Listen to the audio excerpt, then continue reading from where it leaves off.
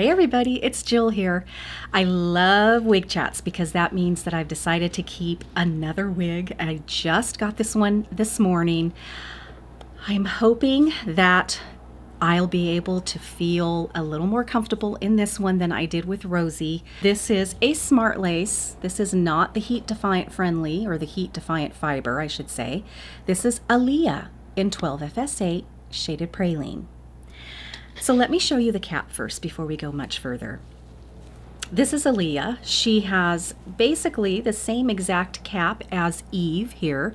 I did a little wig chat on Eve as well, and I just recently did an update on her. And again, we have this beautiful smart lace right here in the front. I think Jon Renau does an amazing job on his front smart lace. I know a lot of people maybe, or some people don't agree with that. I think he does. I think he does a fabulous job. Also have the full mono top here, so it can be parted anywhere in this area and it will look just like your scalp. Very realistic. It has the machine wefting all the way through the rest, and this one is stretchy like most machine wefted ones are. It has the moleskin ear tabs or temple tabs, which for me I have found is kind of a must. Very comfortable, no itching at all for me. And then we have the extended nape. Again, moleskin extended napes. I have found those are really kind of, I have to tick that one off my boxes because I have had the experience of the non-extended tab. Even though it may have the nice comfortable moleskin on that little strip, I just can tell a difference, and that irritation kind of starts rising through the day.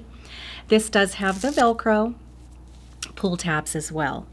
Now guys, this was kind of an experiment for me because I did my head measurements again, and when I first did them I was very new to wigs. I really didn't know what that all meant, but I have recently re-measured them, found my tape. I'm sorry it took me so long. So in all of my wig chats now, I will have, and I have posted my head measurement. So that way, when I talk about the fit and this and that, you will have something to gauge it with. Like, that is about the size of my head, or oh, I am definitely more of this size. So I did that. So my measurements, I'm just going to tell you real quick. My measurement circumference around my head is 21 and a tiny bit over. It's not quite 21 and a quarter, so I call it 21 inches. The measurement from the top of my hairline down to the nape of my neck, which is a tiny bit below your occipital bone, is 12 inches. And then from ear over the top of the head to the top of the other ear, kind of down behind your actual ear itself, is 12 inches. Now, I have watched several videos on this, and I have two sides here. One I have watched says if you're all over that kind of chart and you don't line up perfectly, like I am a perfect average, I am a perfect petite, I am, if you kind of go here and there. I've had a one that says to go with your largest measurement and then go within that one. I've had another one tell me that no, generally wig manufacturers across the board feel you should go from the ear to ear measurement. Well, my ear to ear measurement and my front to back measurement shows me as a child size.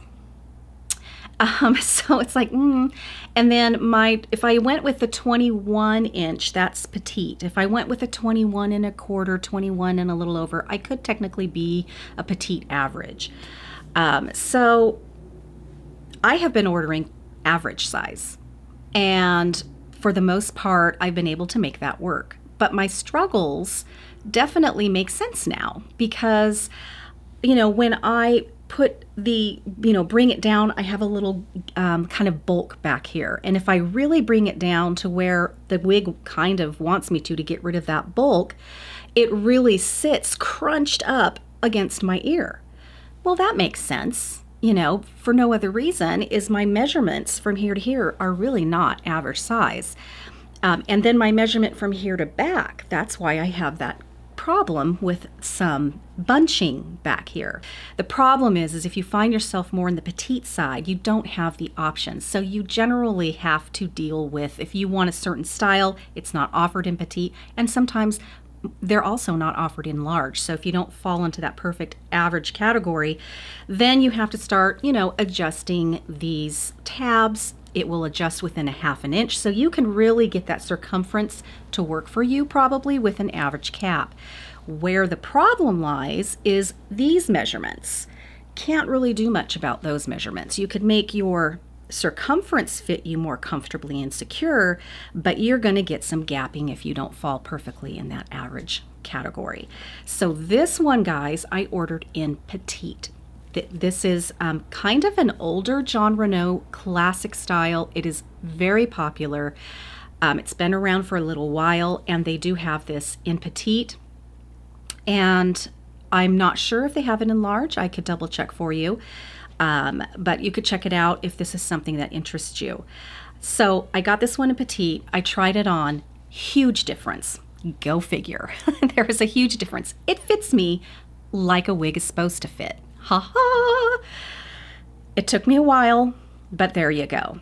So let me try on ALIA right out of the box. Not going to dry shampoo her at all. Okay, I just fluffed her, put her on, and here she is. This is ALIA, smart lace, not heat-friendly fiber.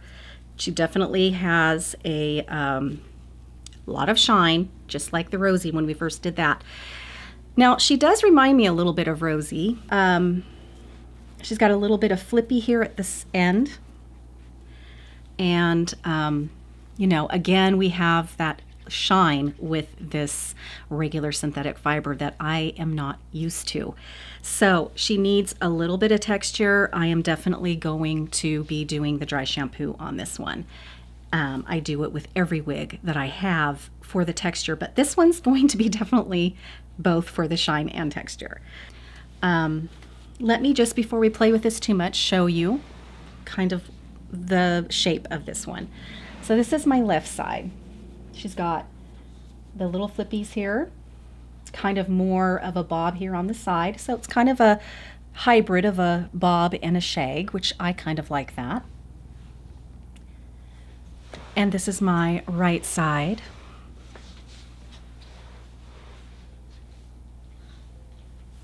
And the back.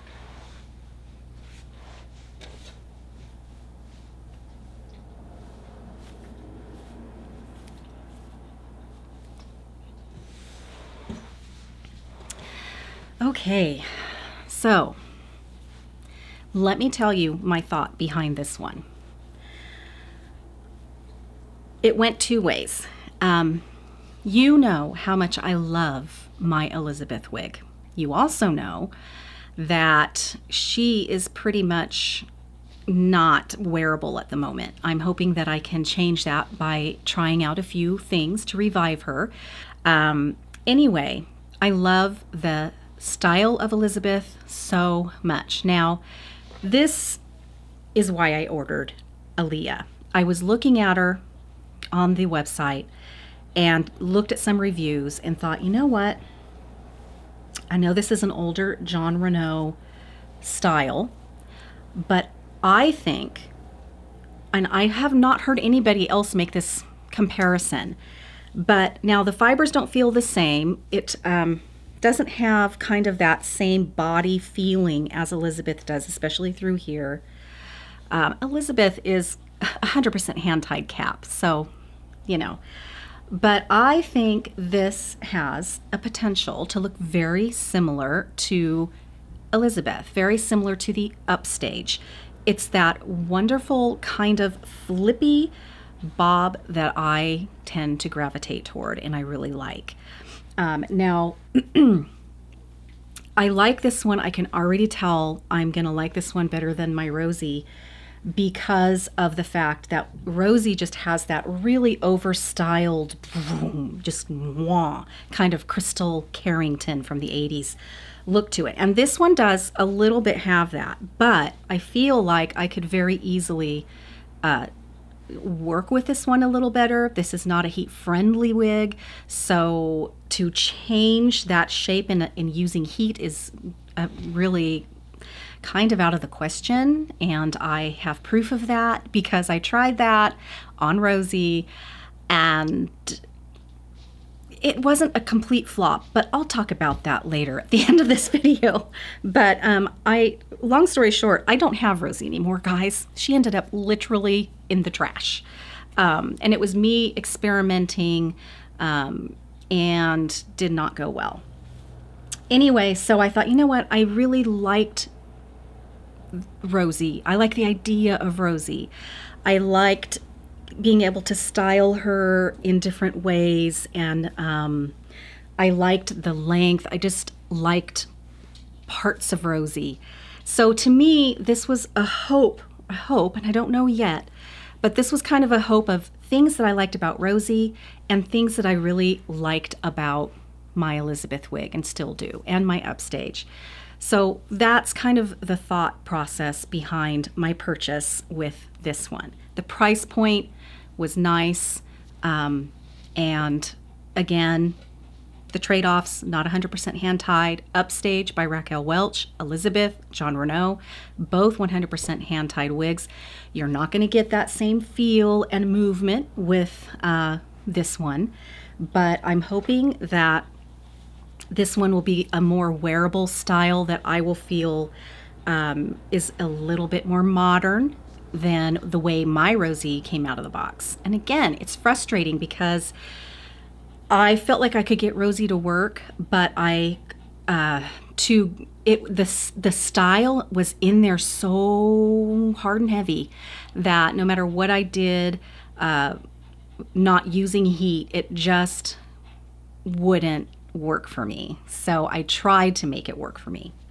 Now, if you have a similar head size as mine, and I do, again, if you missed the first part of that, or you know that I have very long videos, so you just like to quickly forward, I get it. I'm telling you, if you've been ordering average size and you want to try out to see if a petite will work for you, this actually feels totally secure to me. It's a whole different experience wearing a petite. This is not even a petite average. This is a petite in Jon Renau. Now, I don't know what the petites would feel like in, say, Raquel Welch. So you know what I'm going to do, guys, is I'm going to do a dry shampoo on ALIA here. And I can tell you right now that I already really like this wig. And I'm so excited. I don't feel like I'm feeling this huge hair thing where I feel uncomfortable with this. I think eventually it's probably going to calm down a little bit. We have this beautiful mono top up here, so I can part it in some different places, which is nice to be able to have that option, because I do have the side mono parts, and that's to me better than nothing at all. But it is nice to have the option, and I'm so glad that they offer that whole mono top in this ALIA, and that they did that way, because it is nice. So you can part it way over here to the side. This is my right side. If you're a right side parter and you like that kind of side swept thing going on here, you could do that. Of course, you're going to have to train it a little bit. And this is the left side part here. Very much like Rosie, don't you think? Rosie, it was so hard to get her to not do the over-directed under thing. I think that's what made her look so wiggy to me, was the fact that you could tell the over direction when you felt underneath the nape. The hairs really went vroom under. Really hard to under that, to help that when you can't use heat. Anyway, so this one I think I can really feel a little bit more comfortable with. So yeah, I love the full mono part area here. The lacing, again, I think Jon Renau does the lacing very well. I have to mess with it so much less than I do with the lacing on the Raquel Welch wigs, even though those are very true to life as well. And she likes to kind of do that very light banding around there, so you don't have this stark, you know, darkness that the 12FS8 gives you. But yeah, I really, I think he does a great job. Now I'm noticing right now, and I want to say I've talked about this, maybe not, I'm not sure, but something that I have found in many, if not all, of the Jon Renau wigs is the part where the front lace and the mono part connects to the side of the wig where that's no longer there. There is a rather large seam right in here, and that's these two little bumps. And generally, I'm going to zoom in here. See it right there, this white piece right here. I've had to, on every one of my Jon Renau wigs, simply how I deal with this right here is I take some of that root powder that I've showed you before with that stippling brush that comes with it. I got it at Ulta where you would buy hair color. And I'll put it down in the comment box so you can refresh your memory on what that is. And I just take that and I stipple it all right in here to cover up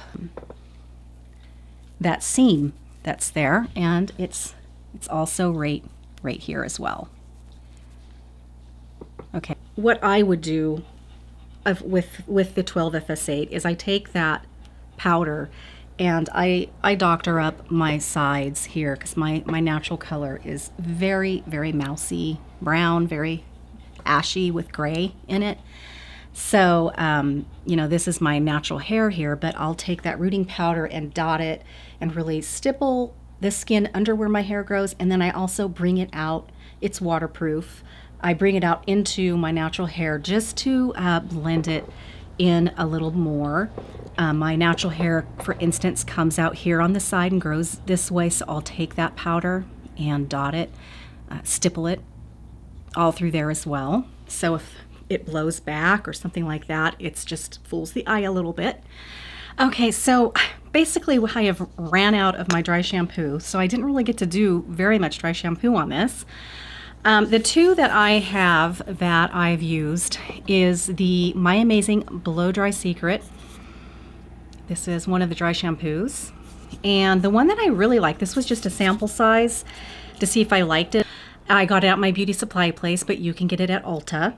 And yes, it's called Unwash, and I preferred it a little better. I thought that it created more texture that I like. This one worked just fine as well, so if you can only find this one, dry shampoo in a way is dry shampoo.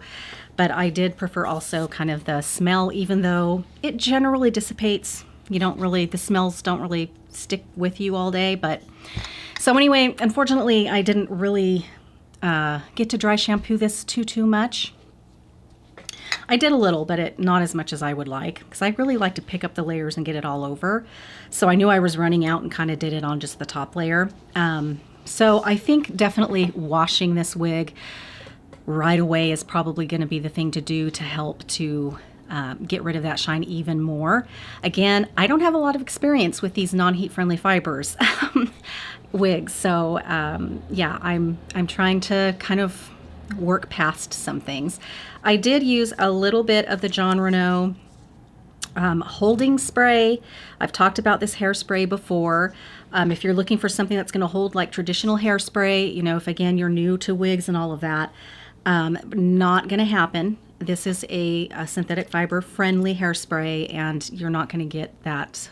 Depends, I guess, what you are wanting in your hairspray, but I don't want helmet head. I've said that a million times as well, but I would like to find a spray that will at least kind of hold my hair there all day. Now, I'm going to just tell you what Patty has tried to teach us in her videos with this is you don't want to just spray it on top of the fibers, because that's just going to weigh it down. You really have to get the hairspray. She likes using her hand And you have to kind of get it at the root of the wig and just kind of scrunch and work with it like that, because again, sitting on top, it's just gonna just smush it down. And if you're trying to get it to do something very different, it's not going to work. So I again think of this particular spray as more of a way to change the texture a little in the wig, more than look at it as a traditional hairspray. At least I'm learning how to use it right. And so that's just me, I'm sure. You could probably get her looking pretty big. You could probably get quite a lot of volume out of her. This is very reminiscent of Rosie right now. But again, I just like the more of the kind of razored edges on this one. For me, this is just my taste. It doesn't feel quite, you know, as heavy down in here as Rosie did. And that's just a preference thing. You might actually like more weight down here. And that's, you know, that could be fine for you. Just kind of trying to point out some differences that I'm seeing and feeling with these two wigs, because they are very close to each other when it comes to a lot of things. I think she's pretty cute. I do like this little flippy thing. I got it because I was hoping it was going to be a kind of non-heat friendly version of Elizabeth and Upstage. And it is a little. I think it just is a different fiber because Upstage also is a heat-friendly fiber. The non-heat friendly fiber synthetic feels coarse. It just feels different, so it's not going to lay the same. It's not, it feels more, you know, I don't want to say plasticky. The diameter feels bigger. Yeah, it definitely feels different. So therefore it's going to lay differently. But I think, I really do want to say that Jon Renau said, okay, let's make a heat-friendly fiber, HD fiber ALIA and call it Elizabeth. I really do want to say that's kind of what he did. Yeah, I do. Okay, guys, so that is that. Where's my little tag for her? Okay, guys, so I want to say thank goodness I tried a petite cap. This is not petite average. This is actually petite. I will get back to you if maybe I get a headache because it's fitting tighter than I think it should and I don't know it yet. Right now it feels great. So yes, if you have head measurements and you're struggling, similar to mine, and you're struggling and can't figure out why these average wigs are maybe doing some funky things, it definitely could be because you should be wearing a smaller size. And it also depends on your measurements. You know, the measurement from here to here, the measurement from here to here. You can't fix that with just tightening the straps in the back. So keep that into consideration, definitely. I'm glad I tried this one, and I'll definitely be veering toward the petite size if the style that I want is offered in it. So guys, thank you so much for watching. This is ALIA Jon Renau in 12FS8 size petite. Okay guys, until next time, bye-bye.